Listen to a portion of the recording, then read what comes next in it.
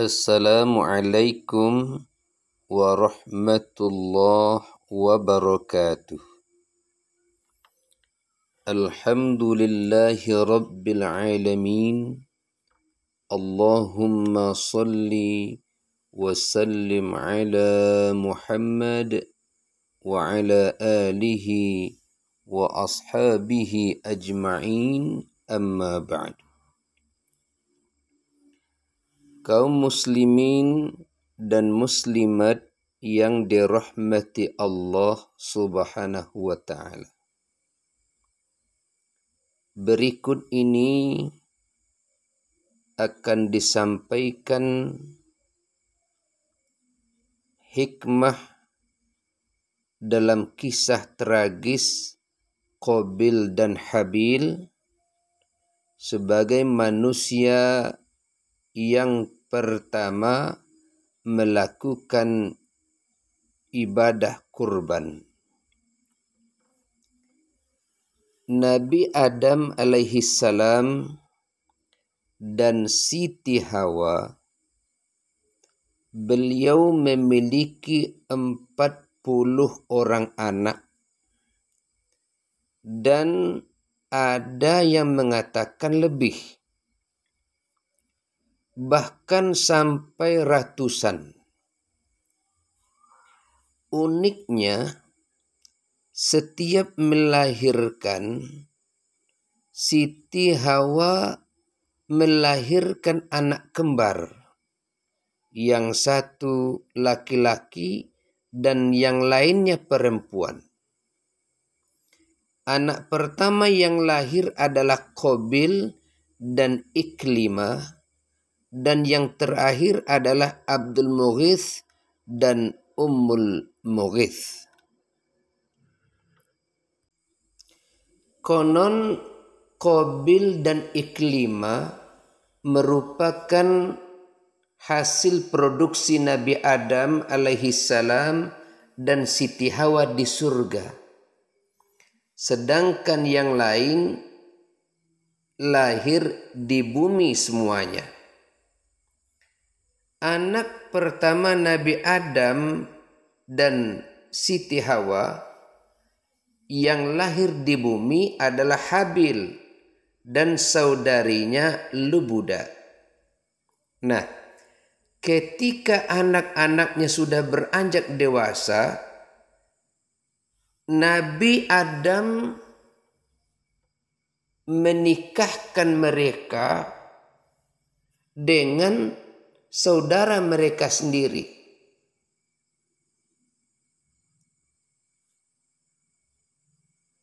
Habil dinikahkan dengan Iklimah, sedangkan Qabil dinikahkan dengan Labuda.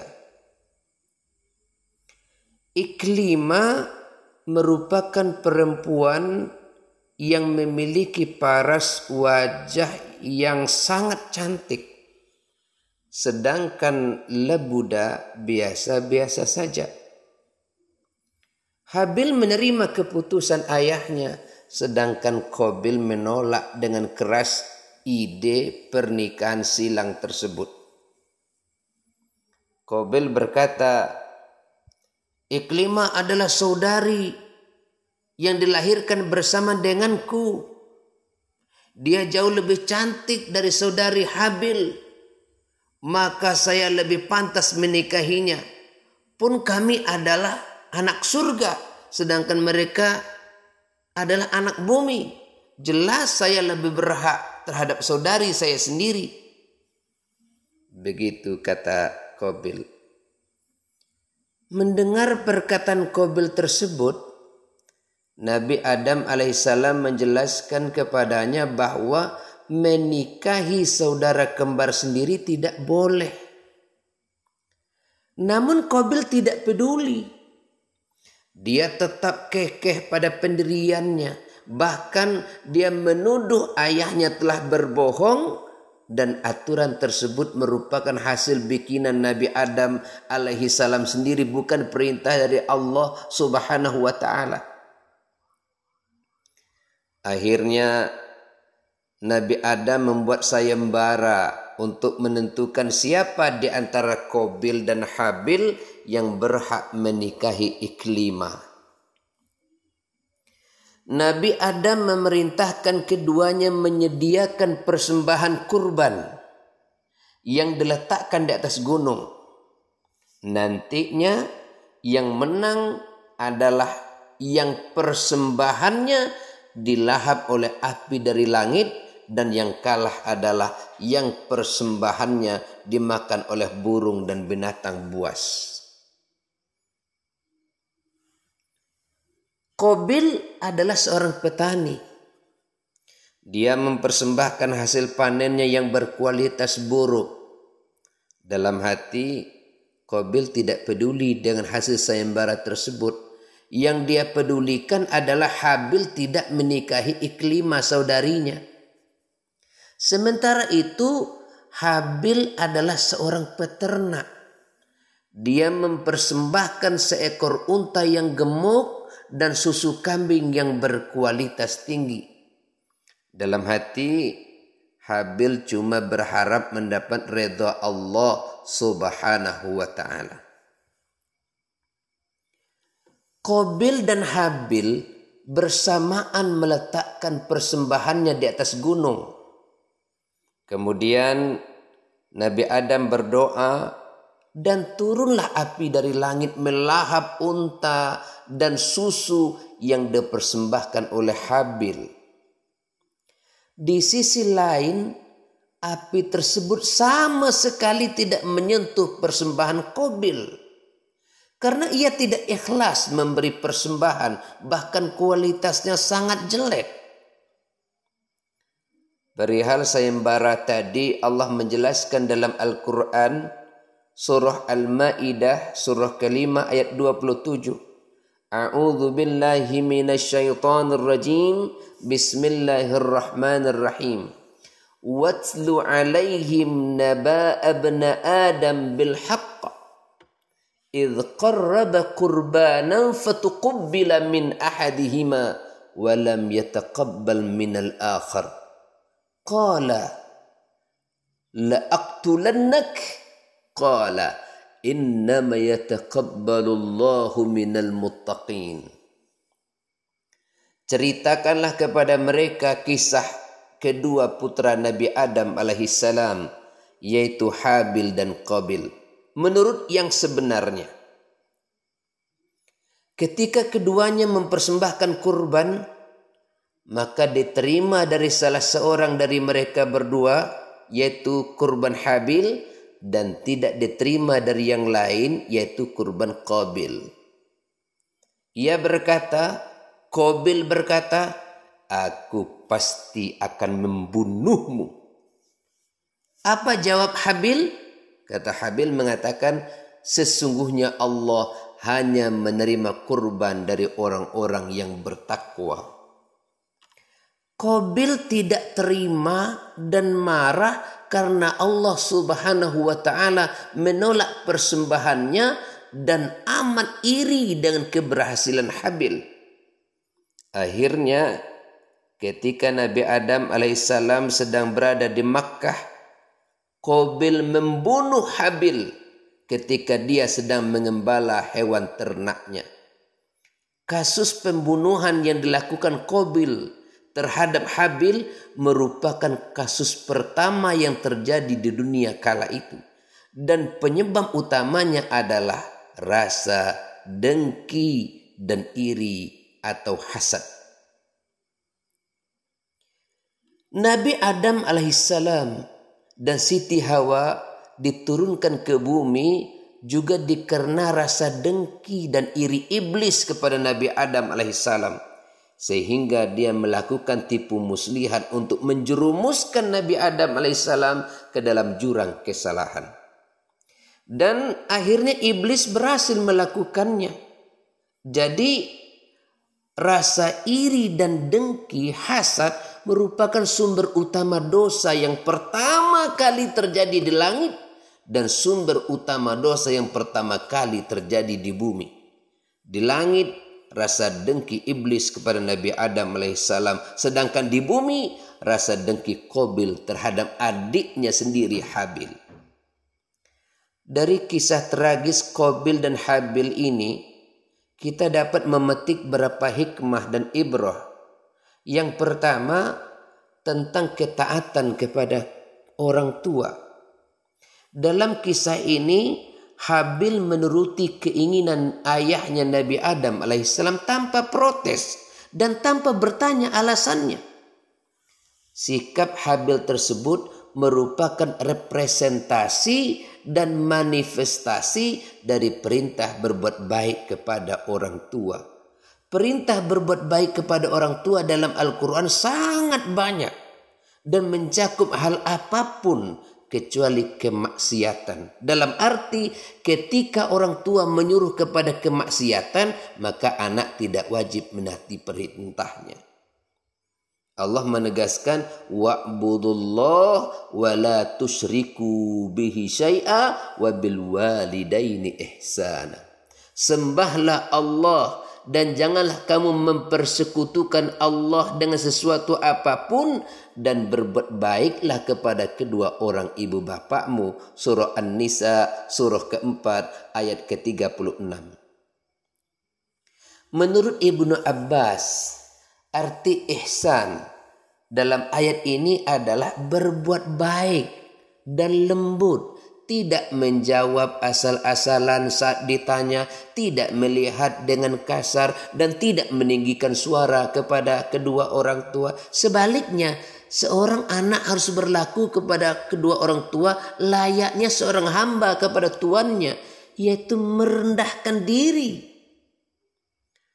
Sementara itu, tindakan Qabil yang memprotes Nabi Adam alaihissalam ayahnya dan bahkan menuduh ayahnya berbohong, itu merupakan representasi kedurhakaan terhadap kedua orang tua. Durhaka terhadap orang tua, sebagaimana dalam hadis riwayat Imam Bukhari, termasuk dosa besar yang tak termaafkan. Bahkan dalam hadis riwayat Imam Al-Hakim disebutkan bahwa hukuman bagi anak yang durhaka kepada orang tuanya akan ditimpakan ketika ia masih hidup di dunia. Contohnya seperti Qabil. Yang kedua, orang tua di dalam memutuskan apapun terkait anak-anaknya harus adil dan bijak. Tidak boleh dengan cara memaksa. Ketika Qabil tidak setuju, Nabi Adam tidak moro-moro memarahi Qabil, tetapi mengajaknya berdiskusi dan menjelaskan secara seksama, meskipun pada akhirnya Qabil tetap kekeh. Jadi menasihati anak dengan baik dan memperlakukan anak dengan adil serta bijak merupakan tanggung jawab orang tua. Komunikasi yang aktif amat penting dalam keluarga, baik terhadap pasangan maupun anak-anak. Ini yang kedua. Yang ketiga, bahaya sifat dengki dan iri, hasad. Menurut Imam Al-Ghazali, hasud adalah tidak menyukai kenikmatan yang dimiliki orang lain dan berharap kenikmatan tersebut hilang darinya. Banyak faktor yang dapat mendorong timbulnya sifat hasad. Di antaranya adalah permusuhan, sombong, berbangga diri, dan lain sebagainya. Hasud merupakan penyakit akut dan dapat melahirkan penyakit akut lainnya. Imam Al-Ghazali menyebut hasud sebagai induk dari segala penyakit, karena ia dapat melahirkan sifat buruk lainnya, macam ghibah, namimah, dan sebagainya. Seperti kisah Qabil tadi, gegara dengki dan iri atas keberhasilan Habil, dia tega membunuh Habil yang itu adik kandungnya sendiri. Hasud adalah penyakit terburuk. Karena orang yang hasud berarti tidak terima dengan ketentuan Allah Subhanahu wa Ta'ala yang memberikan nikmat lebih kepada sebagian hambanya. Pun orang hasud merupakan rekan iblis yang memang pekerjaan utamanya adalah menjerumuskan manusia ke dalam jurang kesalahan dan permusuhan. Sifat hasud juga dapat menyebabkan amal perbuatan kita menjadi sia-sia belaka. Imam Al-Baihaqi meriwayatkan, al-hasadu ya'kulul hasanat kama ta'kulun nar khatab. Hasud dapat menghapus kebaikan sebagaimana api membakar kayu bakar. Yang keempat, sedekah mesti dengan yang terbaik. Kisah persembahan Qabil dan Habil memberikan pelajaran kepada kita bahwa sedekah harus dengan sesuatu yang kualitasnya terbaik.